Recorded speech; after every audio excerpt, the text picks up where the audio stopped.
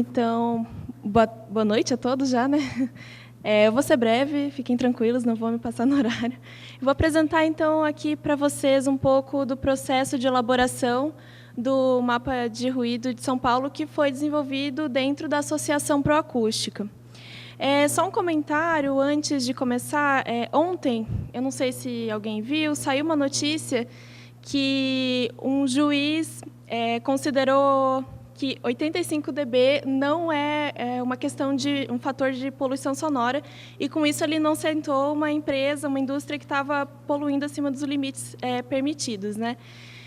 Eu trouxe essa informação aqui para vocês só para complementar essa questão que a gente está abordando aqui sobre mapeamento, sobre conforto da população, e só para vocês verem como ainda falta informação. Eu acho que isso é um ponto importante, a população ter consciência de o quanto o ruído é realmente um fator de poluição, um fator de risco à saúde humana mesmo. Não só um fator de incômodo, né? Tem vários estudos da OMS que já comprovam isso. Então, eu acho que a associação trabalha também nesse sentido, né, de divulgar a questão da poluição sonora como um problema. Pelo menos uma vez por ano, a gente faz alguma ação grande dentro do Dia de Conscientização sobre o Ruído, no mês de abril. Então, acho que isso é bastante importante. É importante também o apoio de todos, né, nessa questão. Então, está passando? Tá. Vou comentar um pouquinho sobre como tudo começou, mas bem breve, porque o Marcos já falou bastante hoje de manhã. Então, inicialmente, foram realizadas 3 conferências na Câmara Municipal sobre ruído, vibração e perturbação sonora. A Proacústica organizou elas juntamente com a Câmara. E, como consequência dessas conferências, a lei do mapa de ruído, a Lei 16.499, foi promulgada, né?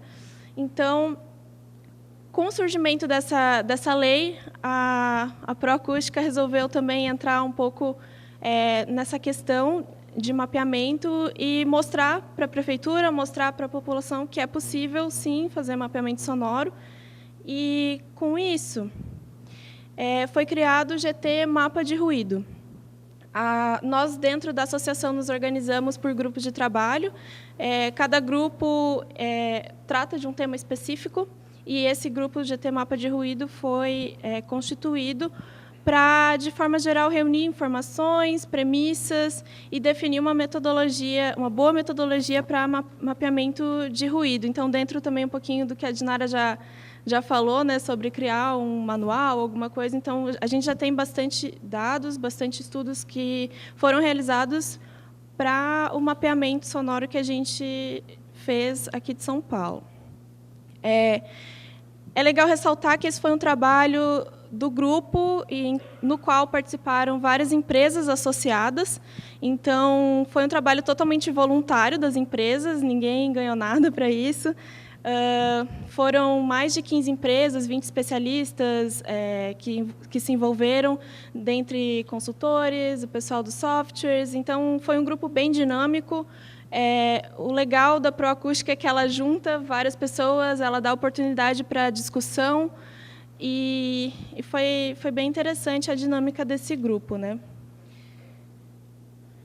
Eu vou aqui só para ilustrar a primeira reunião que foi feita do grupo. E dentro dessa reunião foi decidido levantar as diretrizes, levantar quais seriam as melhores práticas para o mapeamento e aplicar essas melhores práticas num projeto piloto. Isso foi em 2017, e eu vou mostrar para vocês quais foram as conclusões que o grupo chegou e o que foi implementado nesse mapa.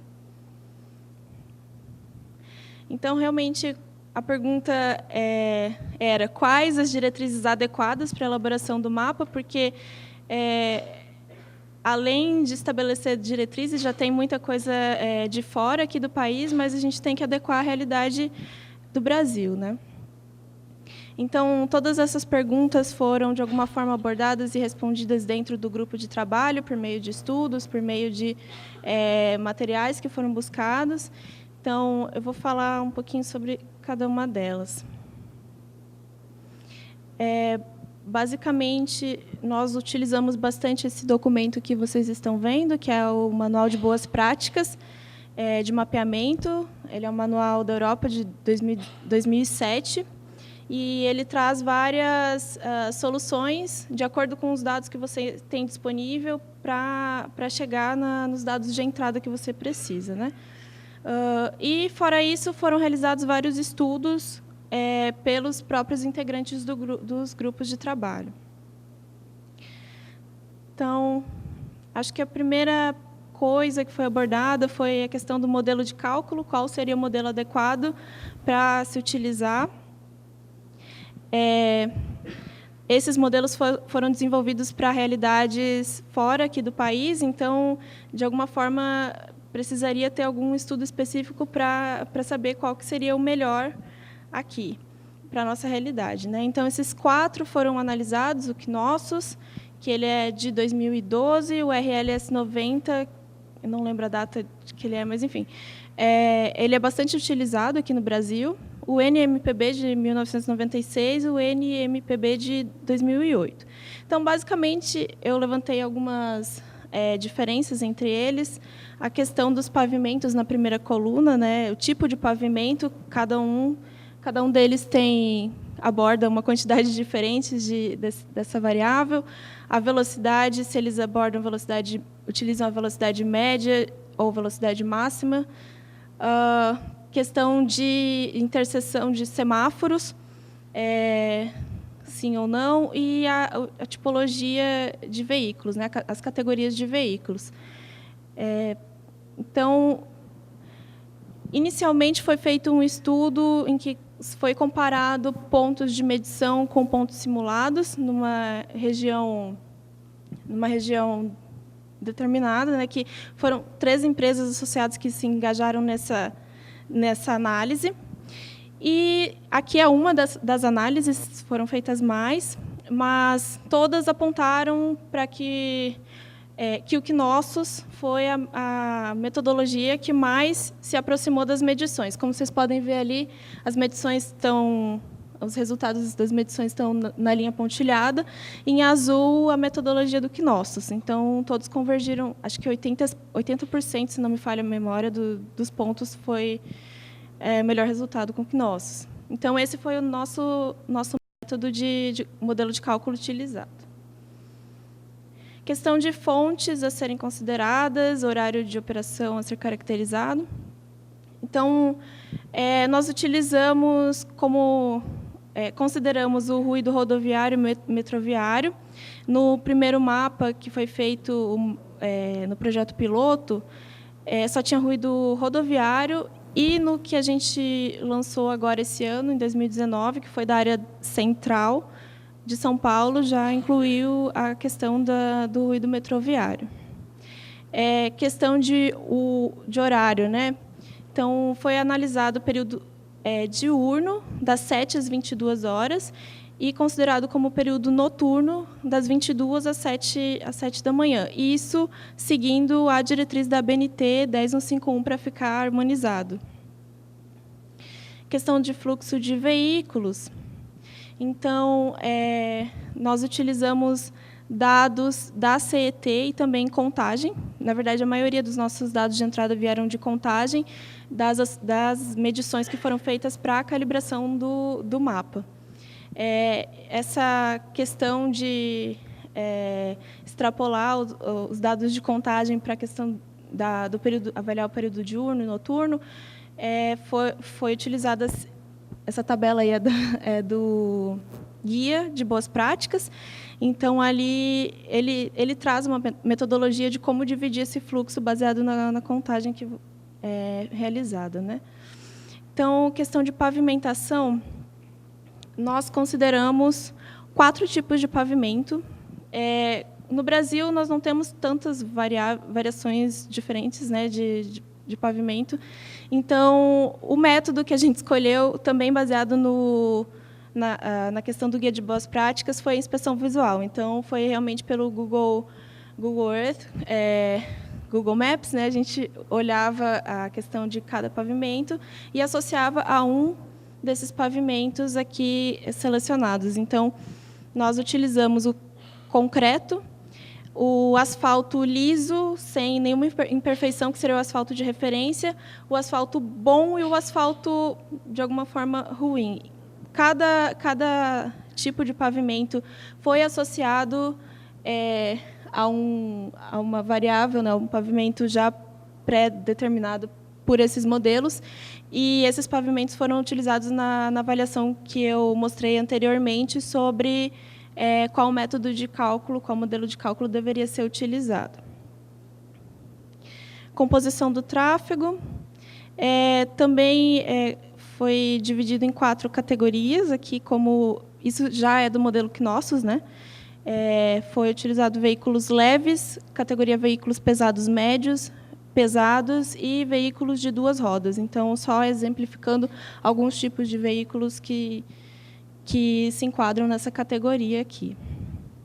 Elevação e absorção do terreno. A elevação do terreno foi também retirado do GeoSampa, e a absorção do solo, baseado também no guia de boas práticas, foi utilizado 0, sem absorção.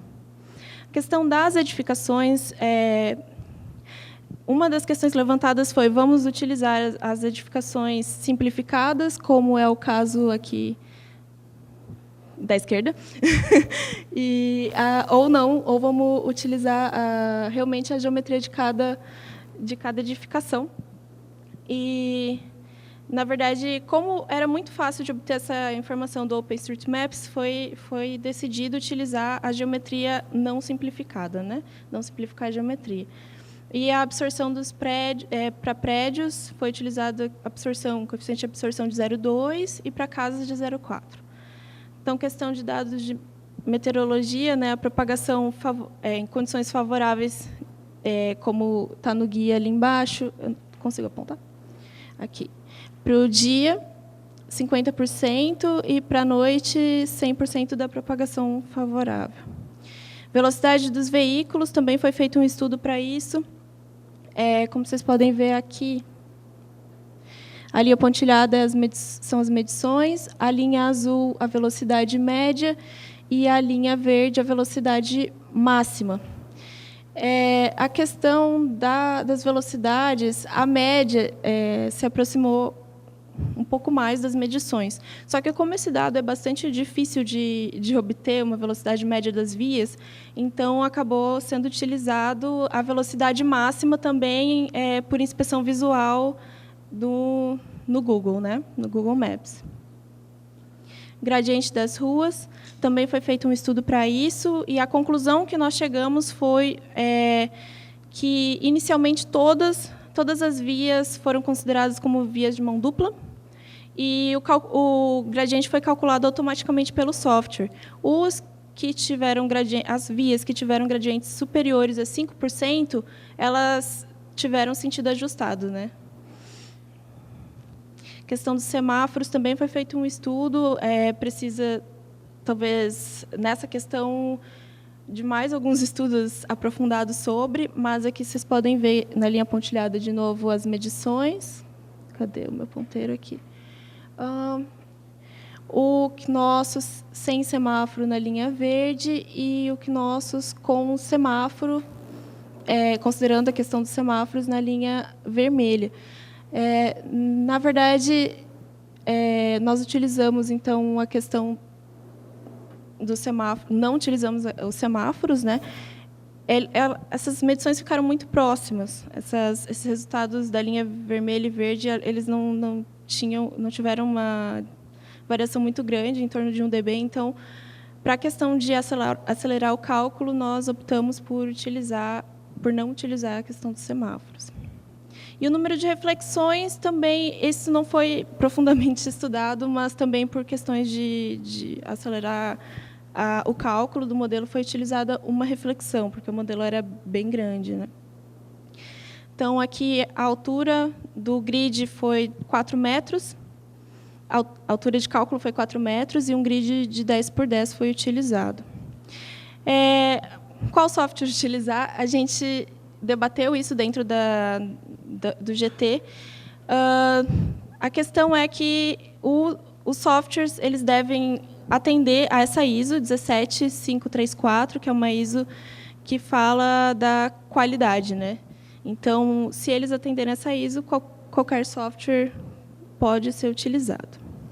Vou apresentar aqui o mapa piloto de São Paulo, mostrar para vocês.